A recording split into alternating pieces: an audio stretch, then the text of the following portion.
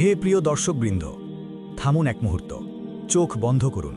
কল্পনা করুন আপনার হৃদয় একটা অন্ধকার কুঠুরি, গুনাহের কালো ছায়া ঘিরে ধরেছে। কিন্তু জিকির আর ইস্তিগফারের আলো সেই অন্ধকার ভেদ করে। শাবান মাস এসেছে, রমজানের দরজায় কড়া নাড়ছে। এ মাসে জিকির ও ইস্তিগফারের ফজিলত অপার। এটা আপনার হৃদয় পরিষ্কার করবে, আখিরাতের পথ আলোকিত করবে। শাবানের চাঁদনি রাত, মসজিদের মিনার থেকে আজানের আওয়াজ, লোকেরা জিকির করছে। প্রিয় ভাই বোনেরা, আজকের এই ডকুমেন্টারিতে আমরা কথা বলবো শাবান মাসে জিকির ও ইস্তিগফারের ফজিলত নিয়ে। শাবান হলো একটা বিশেষ মাস, রজব আর রমজানের মাঝখানে। এ মাসে আমলের মূল্য অনেক বেশি। জিকির মানে আল্লাহর স্মরণ, ইস্তিগফার মানে ক্ষমা চাওয়া। এ দুটো হৃদয়ের ওষুধ। শাবানে এগুলো করলে রমজানের প্রস্তুতি হয়। কোরআন ও হাদিস আমাদের এই ফজিলত শেখায়। আমরা সহজ ভাষায় বুঝব, হৃদয় ছুঁয়ে যাওয়া কথায়।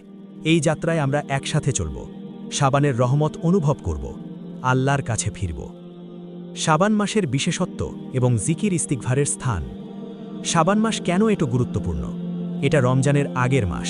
লোকেরা প্রায়ই এটাকে অবহেলা করে, কিন্তু রাসূলুল্লাহ সাল্লাল্লাহু আলাইহি ওয়াসাল্লাম এ মাসে বেশি ইবাদত করতেন। হাদিসে এসেছে, হজরত আয়েশা রাদিয়াল্লাহু আনহা বলেছেন, রাসূলুল্লাহ সাল্লাল্লাহু আলাইহি ওয়াসাল্লাম শাবান মাসে এত রোজা রাখতেন যে আমরা ভাবতাম তিনি পুরো মাস রোজা রাখবেন, আর কখনো এত কম রাখতেন যে ভাবতাম রোজা রাখবেন না। আমি তাকে রমজান ছাড়া কোনো মাস পুরোপুরি রোজা রাখতে দেখিনি। সহি বুখারি হাদিস নং 1969, সহি মুসলিম হাদিস নং 1156। এই হাদিস আমাদের চোখ খুলে দেয়। রাসূল শাবানকে গুরুত্ব দিতেন, কারণ এ মাসে আমল উঠে যায় আল্লাহর কাছে। হজরত উসামা ইবনে জায়েদ রাদিয়াল্লাহু আনহু বলেছেন, আমি বললাম, ইয়া রাসূলাল্লাহ, আমি আপনাকে শাবানের মতো অন্য কোনো মাসে এত রোজা রাখতে দেখিনি। তিনি বললেন, এটা রজব আর রমজানের মাঝের মাস। লোকেরা এটাকে অবহেলা করে। এ মাসে বান্দাদের আমল উঠানো হয় আল্লাহর কাছে। আমি চাই আমার আমল রোজা অবস্থায় উঠুক। সুনান আন-নাসাই হাদিস নং 2357, গ্রেড সহি। দেখুন শাবানে আমলের কি মূল্য। এখানে জিকির ও ইস্তিগফারের স্থান বিশেষ। জিকির হলো আল্লাহর নাম স্মরণ, ইস্তিগফার হলো গুনাহের ক্ষমা চাওয়া। শাবানে এগুলো করলে আমল উন্নত হয়, হৃদয় পরিষ্কার হয়, রমজানের জন্য প্রস্তুতি হয়, আল্লাহর রহমত বর্ষিত হয়। এ মাসে জিকির করলে হৃদয় শান্তি আসে, ইস্তিগফার করলে গুনাহ মাফ হয়। এটা জীবনের বড় ফজিলত, আখিরাতের জন্য বড় প্রস্তুতি। আসুন আরও গভীরে যাই। শাবান মাসে আল্লাহ বান্দাদের দিকে বিশেষ নজর দেন, আমলের হিসাব নেন। তাই জিকির ও ইস্তিগফার এখানে অপরিহার্য। এগুলো হৃদয়ের দরজা খোলে, আল্লাহর কাছে কাছে নিয়ে যায়। প্রতিদিনের জীবনে এগুলো অভ্যাস করুন, শাবানে বেশি করুন, ফজিলত পাবেন অসংখ্য। জিকিরের ফজিলত কুরআনের আলোকে। কুরআন জিকিরের অনেক ফজিলত বলেছে। আল্লাহ তাআলা বলেছেন সূরা আল বাকারা আয়াত 152, তোমরা আমাকে স্মরণ করো, আমি তোমাদের স্মরণ করব, আর আমার প্রতি কৃতজ্ঞ হও, অকৃতজ্ঞ হইও না। সহজ ভাষায় আল্লাহ বলছেন, তুমি আমাকে জিকির করো, আমি তোমাকে মনে রাখব। এটা কত বড় প্রতিশ্রুতি। শাবানে জিকির করলে আল্লাহ আমাদের স্মরণ করেন, হৃদয়ে আশা জাগে, জীবন সুন্দর হয়। আরেক আয়াত সূরা আর রদ আয়াত 28, যারা ঈমান এনেছে তাদের হৃদয় আল্লাহর জিকিরে শান্ত হয়। সাবধান, আল্লাহর জিকিরেই হৃদয় শান্ত হয়। এই আয়াত হৃদয় ছোঁয়া। জীবনে অস্থিরতা, জিকির করুন, শাবানে বেশি করুন, শান্তি পাবেন। আখিরাতের চিন্তা করে কাঁদুন, জিকির হলো হৃদয়ের শান্তি। সূরা আল আহজাব আয়াত 41 থেকে 42, হে ঈমানদারগণ, তোমরা আল্লাহকে অধিক জিকির করো, সকাল সন্ধ্যা তার পবিত্রতা ঘোষণা করো। আল্লাহ নির্দেশ দিচ্ছেন, জিকির বেশি করো। শাবানে এ নির্দেশ পালন করুন, ফজিলত পাবেন, জান্নাতের দরজা খুলবে। সূরা আল জুমুয়া আয়াত 10, যখন নামাজ শেষ হয় তোমরা জমিনে ছড়িয়ে পড়ো, আল্লাহর অনুগ্রহ অন্বেষণ করো, আল্লাহকে অধিক জিকির করো, যাতে তোমরা সফল হও। জিকির সফলতার চাবি। শাবানে জিকির করে সফল হন, জীবন ও আখিরাতে। এই আয়াতগুলো পড়লে হৃদয় নরম হয়। শাবানে জিকিরের ফজিলত অপার। আল্লাহর কাছে কাছে নিয়ে যায়, গুনাহ থেকে রক্ষা করে, শান্তি দেয়, আখিরাতের জন্য প্রস্তুত করে। প্রতিদিন জিকির করুন, শাবানে বেশি। ইস্তিগফারের ফজিলত কুরআনের আলোকে। ইস্তিগফারের ফজিলতও কুরআনে অনেক। সূরা হুদ আয়াত 52, হে আমার সম্প্রদায়, তোমরা তোমাদের রবের কাছে ক্ষমা চাও, তারপর তার দিকে ফিরে এসো, তিনি তোমাদের উপর আকাশ থেকে প্রচুর বৃষ্টি বর্ষণ করবেন, তোমাদের শক্তির উপর শক্তি বাড়িয়ে দিবেন। সহজ কথায়, ইস্তিগফার করলে আল্লাহর রিজিক বাড়ান, শক্তি দেন। সাবানে করলে রমজানের রিজিক বাড়ে। সূরা আল নূহ আয়াত 10 থেকে 12। আমি বললাম, তোমরা তোমাদের রবের কাছে ক্ষমা চাও, তিনি অত্যন্ত ক্ষমাশীল। তিনি তোমাদের উপর আকাশ থেকে প্রচুর বৃষ্টি বর্ষণ করবেন, তোমাদের ধন সম্পদ ও সন্তান সন্ততি বাড়িয়ে দেবেন, তোমাদের জন্য উদ্যান সৃষ্টি করবেন, নহর প্রবাহিত করবেন। ইস্তিগফার দুনিয়ার ফজিলত দেয়, সাবানে করলে দুনিয়া ও আখিরাত ভালো হয়।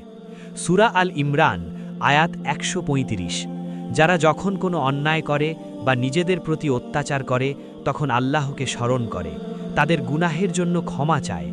আল্লাহ ছাড়া কে গুনাহ ক্ষমা করে? তারা জেনে শুনে তাদের কৃতকর্মে লিপ্ত হয় না। ইস্তিগফার গুনাহ মাফ করে, হৃদয় পরিষ্কার করে। সাবানে বেশি করুন। সূরা আজ-জুমার আয়াত 53। বলো, হে আমার বান্দারা, যারা নিজেদের উপর অত্যাচার করেছ, আল্লাহর রহমত থেকে নিরাশ হয় না। আল্লাহ সব গুনাহ ক্ষমা করেন, তিনি ক্ষমাশীল, দয়াময়। এই আয়াত আশা দেয়, ইস্তিগফার করুন, আল্লাহ মাফ করেন। সাবানে এই আশায় জিকির করুন। এই আয়াতগুলো পড়লে চোখ ভিজে যায়। ইস্তিগফারের ফজিলত অসীম। সাবানে এটা করলে গুনাহের ভার কমে, আল্লাহর রহমত আসে, জীবন আলোকিত হয়, আখিরাত সুন্দর হয়। জিকিরের ফজিলত হাদিসের আলোকে। হাদিসে জিকিরের অনেক ফজিলত। রাসূল সাল্লাল্লাহু আলাইহি ওয়াসাল্লাম বলেছেন, জিকিরের মজলিসে বসা লোকদের ফেরেশতারা ঘিরে ধরে, রহমত তাদের আচ্ছাদিত করে, শান্তি নাজিল হয়। আল্লাহ তাদের কথা বলেন যারা তার কাছে। সহিহ মুসলিম হাদিস নং 2689। সাবানে জিকির করলে ফেরেশতা ঘিরে, রহমত আসে। আরেক হাদিস, লা ইলাহা ইল্লাল্লাহ বলা সবচেয়ে উত্তম জিকির। সুনান ইবনে মাজা হাদিস নং 3800, গ্রেড সহি। সাবানে এই জিকির বেশি করুন, ফজিলত পাবেন। হজরত আবু হুরায়রা রাদিয়াল্লাহু আনহু থেকে রাসূল সাল্লাল্লাহু আলাইহি ওয়াসাল্লাম বলেছেন, যে ব্যক্তি দিনে 100 বার সুবহান আল্লাহি ওয়া বিহামদিহি বলে, তার গুনাহ সমুদ্রের ফেনার মতো হলেও মাফ হয়ে যায়। সহিহ বুখারী হাদিস নং 6307, সহিহ মুসলিম হাদিস নং 2691। এই জিকির সাবানে করুন, গুনাহ মাফ হয়। রাসূল সাল্লাল্লাহু আলাইহি ওয়াসাল্লাম বলেছেন, আল্লাহর জিকির ছাড়া কোনো আমল এত ফজিলতপূর্ণ নয়। সুনান আত-তিরমিজি হাদিস নং 3377, গ্রেড সহি। জিকির সবচেয়ে উত্তম, সাবানে এটা বাড়ান। এই হাদিসগুলো হৃদয়ে আঘাত করে। জিকিরের ফজিলত দেখে অবাক হন। সাবানে জিকির করে আল্লাহর কাছে যান। ইস্তিগফারের ফজিলত হাদিসের আলোকে। ইস্তিগফারের হাদিসও অনেক। রাসূল সাল্লাল্লাহু আলাইহি ওয়াসাল্লাম বলেছেন, যে ব্যক্তি ইস্তিগফারে লেগে থাকে, আল্লাহ তার সব দুঃখ দূর করেন, সব সংকট থেকে মুক্তি দেন, অপ্রত্যাশিত স্থান থেকে রিজিক দেন। সুনান আবু দাউদ হাদিস নং 1518, গ্রেড সহি। সাবানে ইস্তিগফার করলে দুঃখ যায়, রিজিক আসে। হজরত ইবনে আব্বাস রাদিয়াল্লাহু আনহুমা থেকে রাসূল সাল্লাল্লাহু আলাইহি ওয়াসাল্লাম বলেছেন, যে ইস্তিগফারে অটল থাকে, আল্লাহ তার জন্য প্রত্যেক সংকট থেকে উত্তরণের পথ বের করেন, প্রত্যেক দুশ্চিন্তা থেকে মুক্তি দেন, অপ্রত্যাশিত স্থান থেকে রিজিক দেন। সুনান আবু দাউদ। ইস্তিগফার সংকটের সমাধান, সাবানে করুন। রাসূল নিজে দিনে 70 থেকে 100 বার ইস্তিগফার করতেন।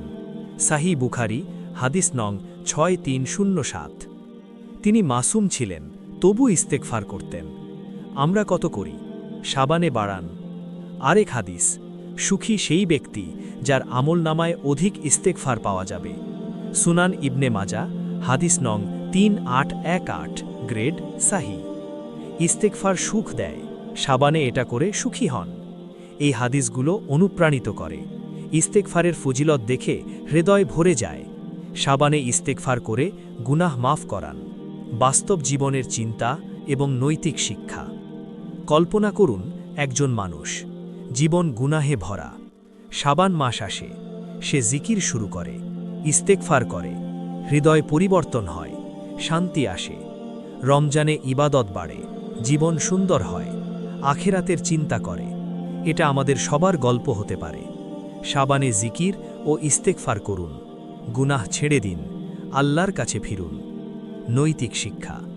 জিকির হৃদয়ের আলো, ইস্তেগফার গুনাহের ওষুধ। সাবানে এগুলো করে জীবন বদলান, আখেরাত সফল করুন। জীবন ক্ষণস্থায়ী, আখেরাত চিরস্থায়ী। এখনই সময়। আবেগময় শ্রবণ এবং স্বসংশোধনের আহ্বান।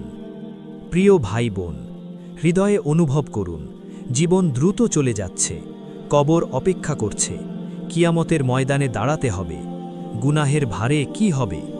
জিকির ও ইস্তেগফার করুন, সাবানে বেশি করুন, আল্লাহর রহমত চান, কাঁদুন, অনুতাপ করুন, সংশোধন করুন। এখনই ফিরুন, রমজানের জন্য প্রস্তুত হন। আল্লাহ অপেক্ষা করছেন, তার দিকে 1 পা এগোন, তিনি 10 পা এগিয়ে আসবেন। হৃদয় ভরে যাক জিকিরে, চোখ ভিজুক ইস্তেগফারে। ইয়া আল্লাহ, শাবান মাসে আমাদের জিকির ও ইস্তেগফারের তৌফিক দাও। হৃদয় পরিষ্কার করো, গুনাহ মাফ করো, রমজান কবুল করো। আমিন। এই ভিডিওটি সাবস্ক্রাইব করুন, লাইক দিন এবং শেয়ার করুন। Hi friends, please like this video and subscribe to our channel. Thank you.